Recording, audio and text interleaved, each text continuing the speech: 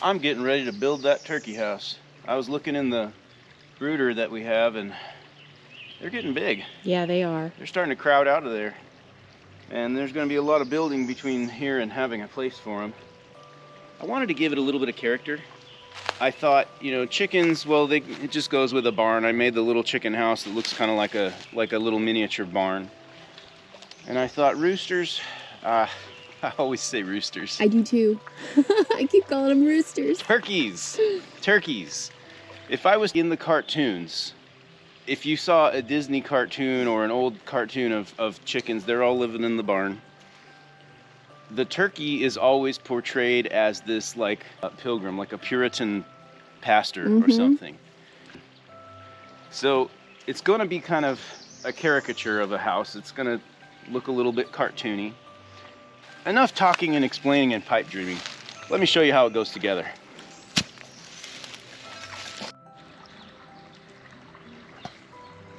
The nice thing about building a whimsical design is that you don't have to measure anything. You just kind of throw it up as you go, cut it to shape. But then you get to the other side of it when I have to put clapboard and shingles all over this thing, and everything has to be custom cut. It does slow down, but that's for future Nate to worry about. Today Nate's just having fun time framing. It's coming along. I'm just sort of figuring it out as I go. I don't have a blueprint. I just have a concept in my head. So every time I get to a spot where I don't know how it works, I just scratch my head for a second and start throwing wood at it. There you go. It's looking real good. Still the rough framing part. Right. As far as the roof is going to change pitch abruptly, and it'll look kind of like a witch's hat from outside. But that whole tall peak that I want to build, I think I'm going to fit it on the roof, get it all right, and then bring it down where I can then shingle it, put the little topper on it, all that stuff, and then I'll just put it up as one piece. That way I don't have to work 16 feet in the air doing shingles. That's a good idea. Nate is up to something out here, so let's go see what he's doing, huh? What are you hacking at back here? Hey, babe. Hey. I am making wooden shakes. Okay. I built myself a froe, which is this tool. That's what you were welding today. I was welding and doing a lot of grinding to give it this edge. Normally this is a nice hickory handle, and I didn't have time for all that. I got to get going on this project. So I've never done this before. I've never even held a froe. I looked around the antique stores and nobody had them. But this is a really old tool for splitting wood along the grain. You can take a log and you can split it into a four-sided beam, or you can take a chunk of a log, which in the old days they called this a bolt, and you use your froe to split down the grain. And I thought it was going to be a lot trickier, but it's actually quite easy. And this is hardwood. I mean, this is ash. Yeah, it's the ash, the one that fell down. But I mean, okay, this is my fourth shake I've ever done in my life. How is it? And they're not coming out too bad. I mean, they're usable for a turkey house. Easy? You think it's gonna go? Well, I should have a wooden mallet. I've had to use two hammers, this big dude to get it started, and then once it's in, I can tap the ends with this hammer. But it's not ideal. It's very noisy. I see why they would use a wooden mallet in the old days, probably because they didn't have better options, but it's beating up the back of this froe blade, and it's gonna start making it all wonky. So check this out. You get it started in the top, and the one Pinterest picture that I looked up before I got started showed that you kind of go in a radial pattern on a bolt. And so I just start, once you get it going, you tap it down. You can kind of steer it as you go. It's like a tiller. It's kind of like cutting cheese. Kind of. Once you get it wedged in, you kind of Hear that popping? Yeah. And you can go deeper. I see. That's interesting. And there it is. Eventually it just kind of pops loose and you have another shake. Another shake. I only need about 400 of these things. Oh God, baby, that's gonna take a little while. No, I don't know how many I need. I mean, just looking at how much they cover, I don't know. I don't know. I'm gonna do it till it's done. This tree has gifted us with an abundance of Lots and lots of wood. It's either gonna go through the fireplace or I'm gonna find a use for it elsewhere, and this is a great place to use it. The one thing I'm sure of is that I'm doing it wrong. Oh, really? Yep. I learned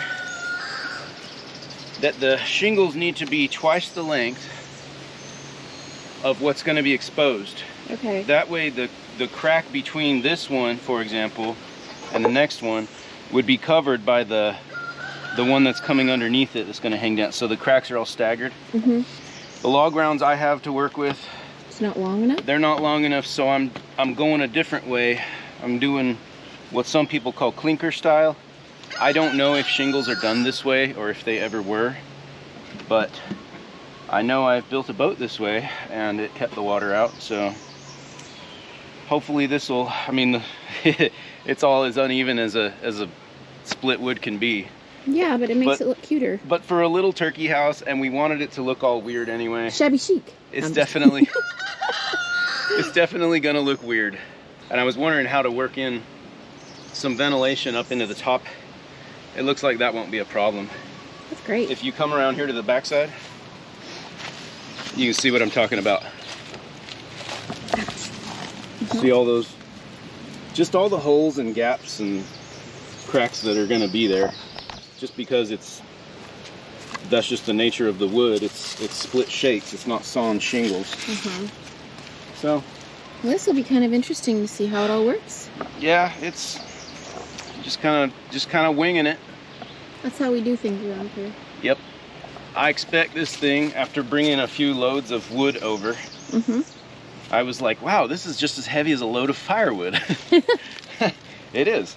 Yeah, I realized this tower cone thing that's going to sit up on top so that the roof looks kind of like a witch's hat. Mm-hmm. It's going to be heavy. It's going to be too heavy to lift up there.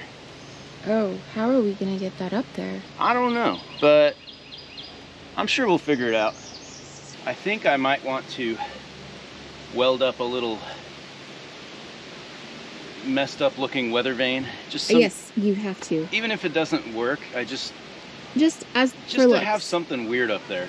That's why how not? I've always pictured in my mind. It's got to have that.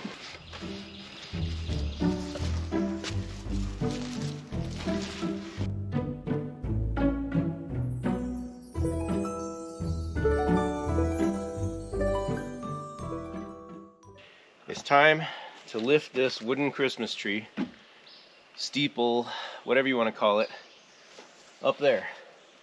It weighs close to 200 pounds just by my estimate.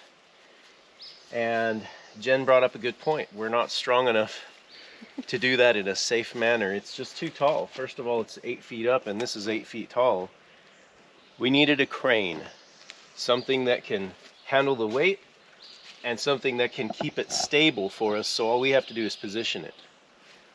So I put on my hillbilly engineer cap and come check this out.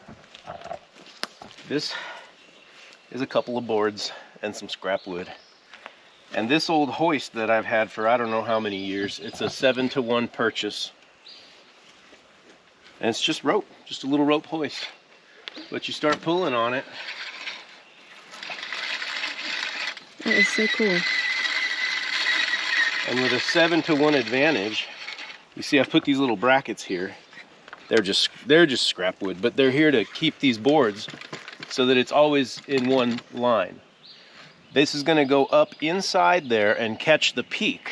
So now it's balancing from the peak like setting a cup over a pencil. That's going to keep it balanced and all under control, and it's going to support the weight. So then all we have to do is guide it into position.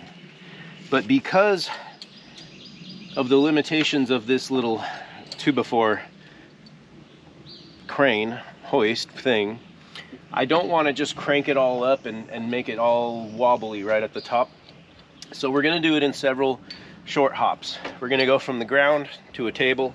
We're going to go from a table up to this area here. And then once we get there, we'll set up underneath and we'll hoist it up to the top. I'll be repositioning things underneath to get this higher and higher as we go. That way we're only ever raising it a few feet at a time. So, all right, let's get to it. Okay.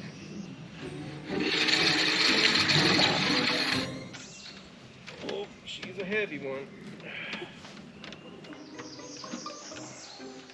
We're gonna lift it up and it's going to want to wobble and kick and everything until we actually get in and can support the pole itself. So, and I don't know if this will work. We might have to try another tack. Just mind the, It's heavy. yeah, it's gonna tip until it, hang on.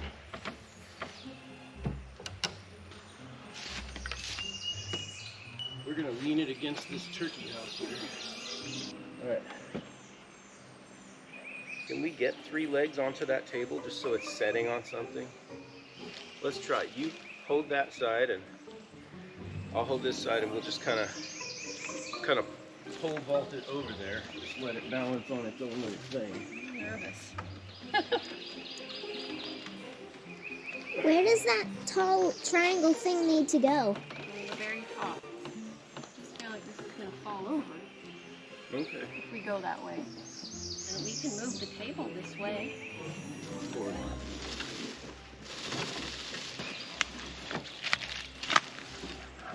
Can you get underneath, get down inside this thing? And I'm gonna try to tip it up onto those 2 legs, and you're gonna realign this little crane thing so that it's in the center at the top. It's not gonna fall on you and crush you. It might fall on me, so don't waste your time. Okay. All right. You got it? I think that's as good as it's gonna get. All right. I'm gonna ease down onto it. It looks like it's pretty much stable. Let me get down there with you. Gosh darn, it looks like an umbrella now. Yeah, it does. I feel like we're about ready to hoist this sucker. Are you scared? Yeah, I'm scared. Me too. All right. I'm scared. Maybe we should I think the best way for me to do this is actually from inside. Really? That sounds dangerous. No, because I don't need to steady the little house. I need to steady this pole. As long as the pole is steady, the house will just set like an umbrella.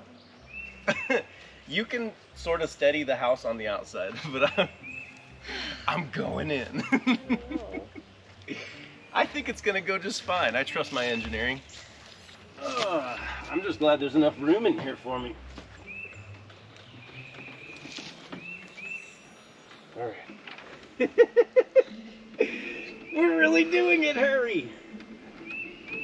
What are you doing? I'm trying to steady it. Okay. Well, it needs to come towards the turkey house. Okay, will you? If you really want to steady it, you can come in here and help me steady this pole. So the whole bell needs to kind of tip, like this. And then once I get it up there, now we're past it, you can stop tipping it.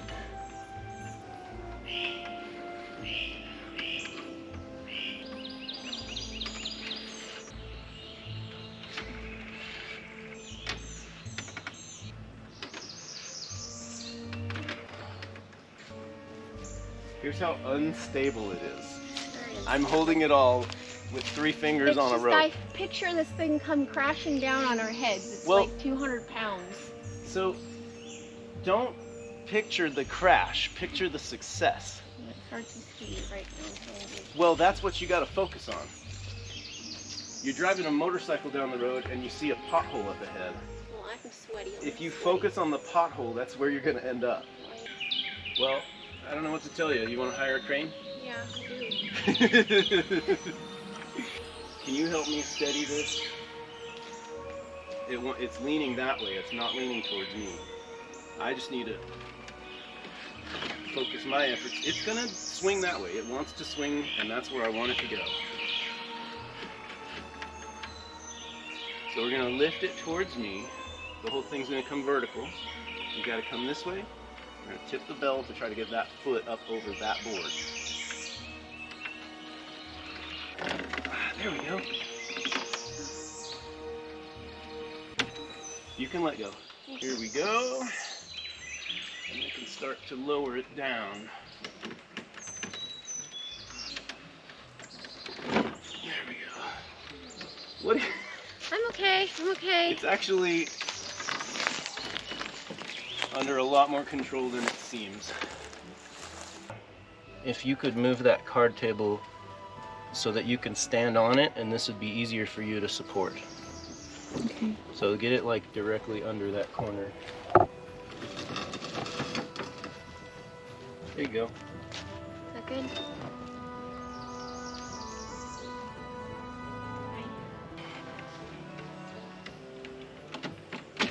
Just fall towards you like a falling tree. But you can't hold the ropes. This corner. Hold that corner. Push it away from you. Get that board and 2 screws and the screw gun. They gotta be Phillips head screws or whatever. Grab the screw gun first, and what tip it has on it. Find 2 screws that'll fit that tip. Screw it down to there. That's good, that's fine. You don't need to go all the way to China. Alright, All right. This one, run a screw through here, and then I can take a break. All right, now that's going to hold a lot of the weight.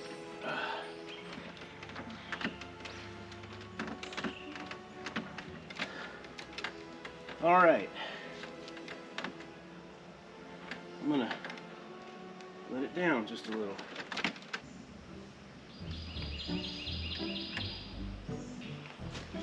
Oh my gosh.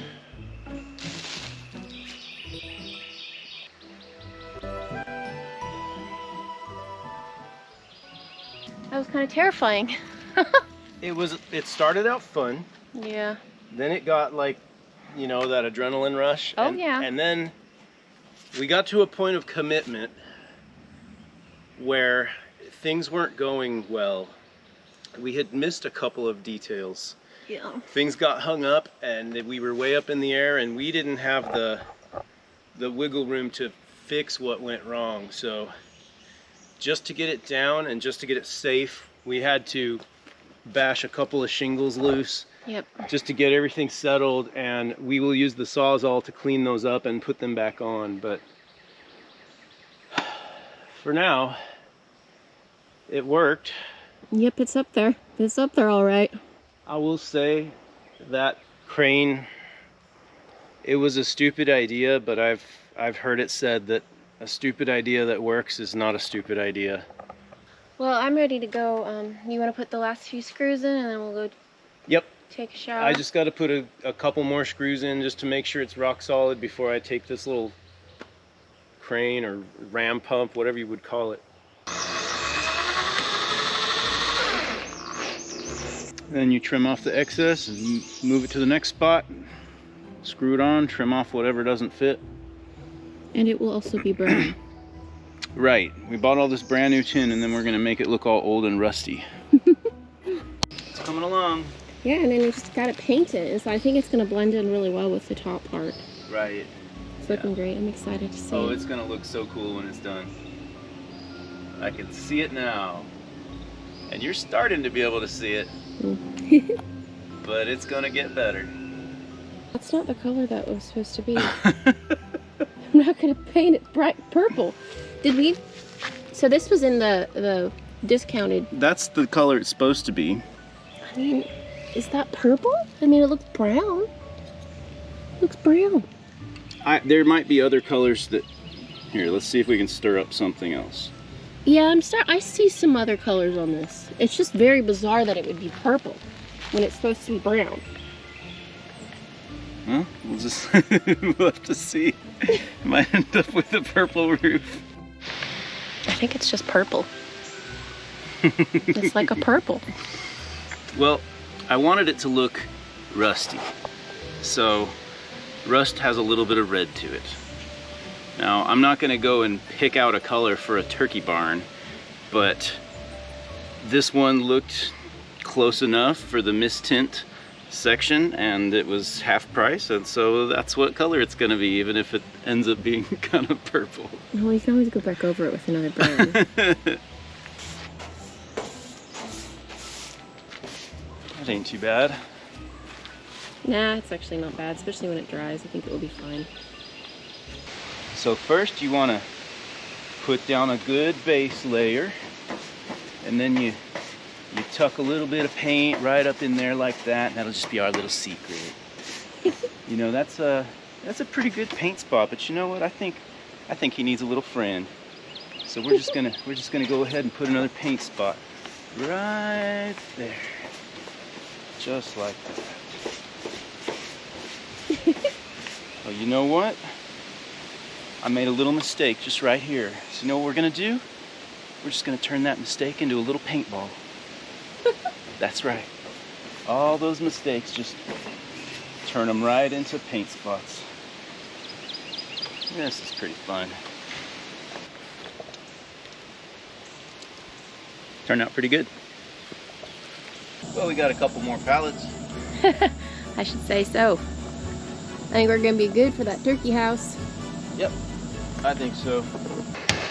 I think it's looking really cute. It's coming along. It's a lot easier than I don't know what I was expecting, but I just feel like it's flying by. Yeah. Now that you have all your boards, mostly. Yeah, splitting the pallets, that's where the work is at. Yep. But I just nail them up and let it overhang wherever it does, and zip down with the saw. And yeah, we had this massive pallet that we got from the grocery store, big old stack of pallets. oh yeah, It was crazy. But Nate's gotten through it pretty much, haven't you? there's a few left, but I like to keep them around there. Like we'll be stacking the straw onto one of them, That's true. just to keep things off the ground. Coming along here. It is. Look at that. Got some roosting bars.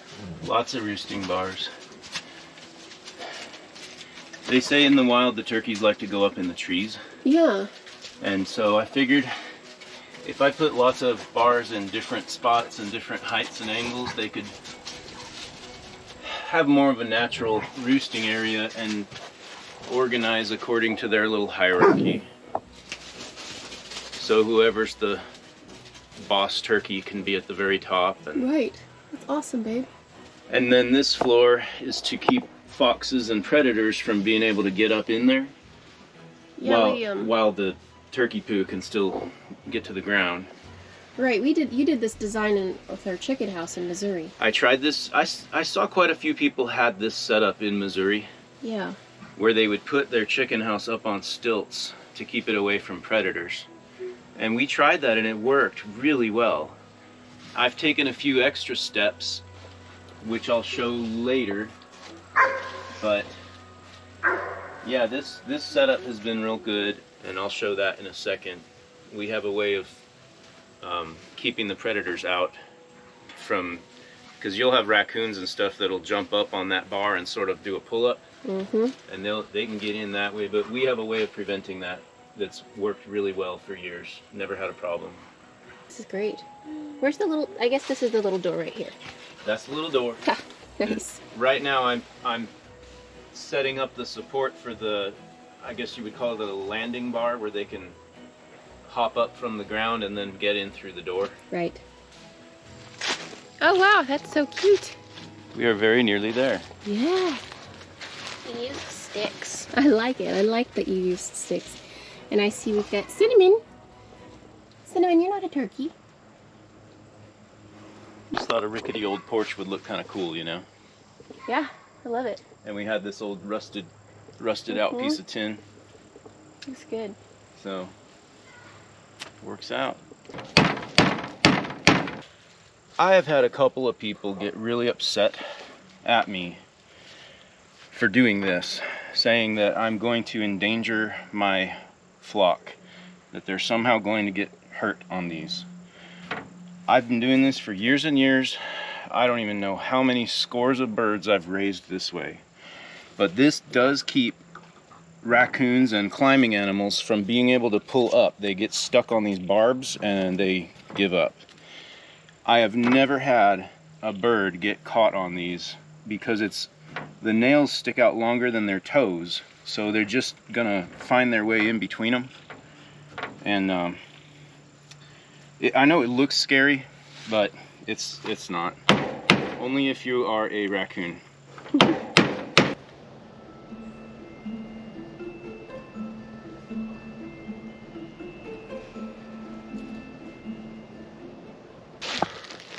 Nice putting up the wire so the turkeys can't get out. Yep. They're not real escape artists. I mean, we keep them in a nice... We keep their conditions nice, so they're not trying to leave all the time. But they do like to perch, and they like to get up high. In the wild, they'll go to the tops of the trees at night. And these are closer to a wild breed. They're one of the heritage breeds. So they'll come up and they'll perch on this bar right here. And Jen, you describe it better.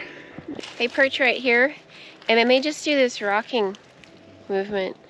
And sometimes they land in the garden, and sometimes they land back in the run. It's kind of silly to watch. I need to get it on camera one of these days. It looks, remember the Tin Man when he's doing his little leaning thing? And sometimes they'll land back in here, sometimes they go out. But we put these wires here, and it discourages perching, and it discourages hopping over the fence. It doesn't take much. This is just a little bit of electric fence wire. We're not going to electrify it. I just put it there to have some kind of an obstacle to discourage them. And when they're younger, we still have to clip their wings, I think. They're very flighty when they're small because their wings come in quick. But then after their body puts on a little more weight, they don't fly quite as much. I like how you have your little foraging pouch here, Lily. It's nice. It is time to move these turkeys over to the turkey run. And I've got two very large toms that I'm not looking forward to catching. These guys are quite heavy and very strong. So I know I'm gonna be getting whapped in the face a few times by turkey feathers, and I'm gonna do my best to record it for your entertainment. You're welcome. My girls are coming out, they're gonna help me. I'm gonna see how we're gonna do this.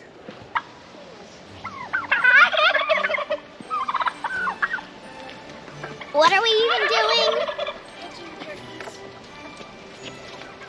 Right.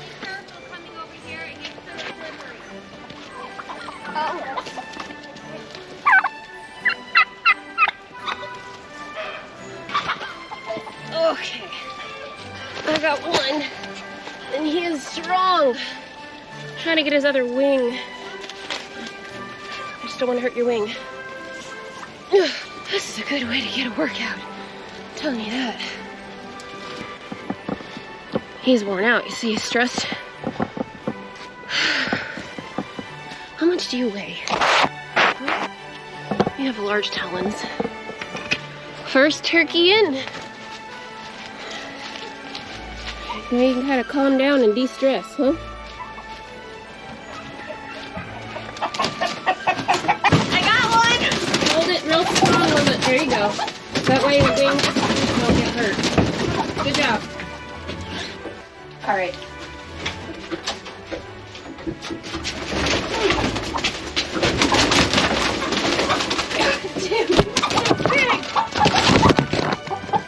Generally, this is something we do at night, but we weren't sure how they were going to handle being in a new environment. Learn how to grab you without hurting you and without hurting me. If you weren't so darn strong and heavy. This is a big Tom. And you're big and heavy. Good, I got both his wings tight.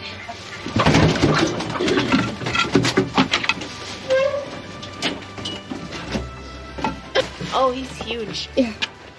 It is dusty in there. Yeah, it's dusty in there. I just cleaned it out yesterday. So. Their wings made all the dust come off. Yeah, that was insane. Is that your first one, Lily, or second? Second. Awesome. Yeah, this is great. One of these guys we're gonna eat for Thanksgiving. All right, there you go. Enjoy your new home.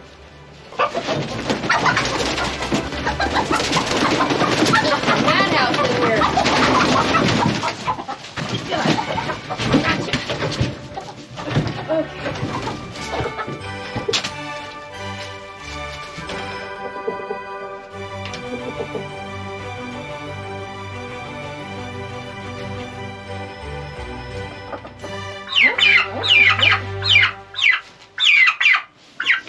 Just gonna put you back with all your friends, all right?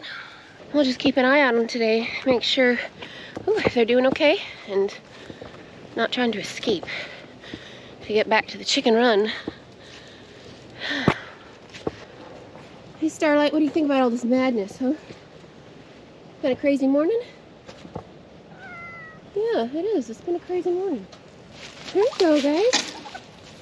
We'll just kind of let them de-stress.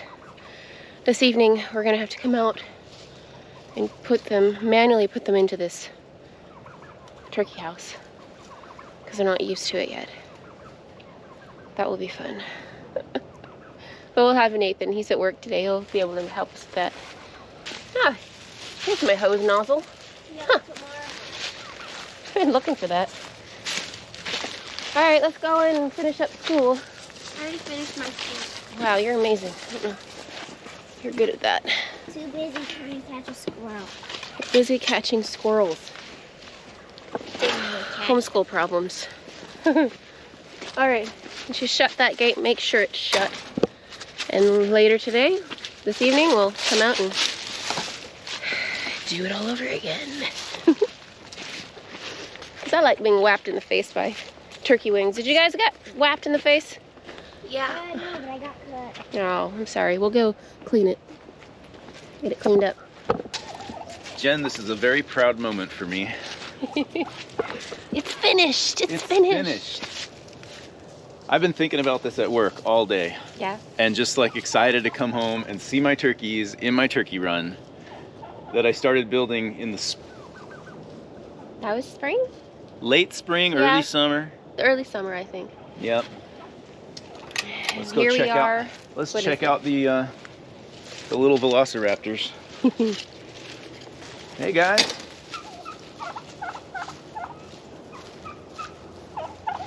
Wow.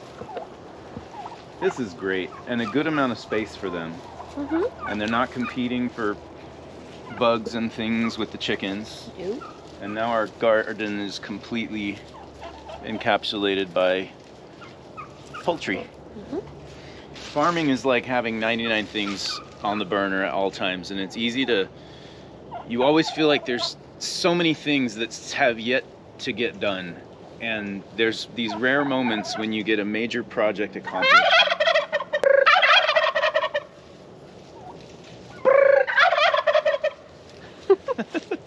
We all have our little noises we make to try to talk to the turkeys. They seem to respond to anything. Yes. Even if anything.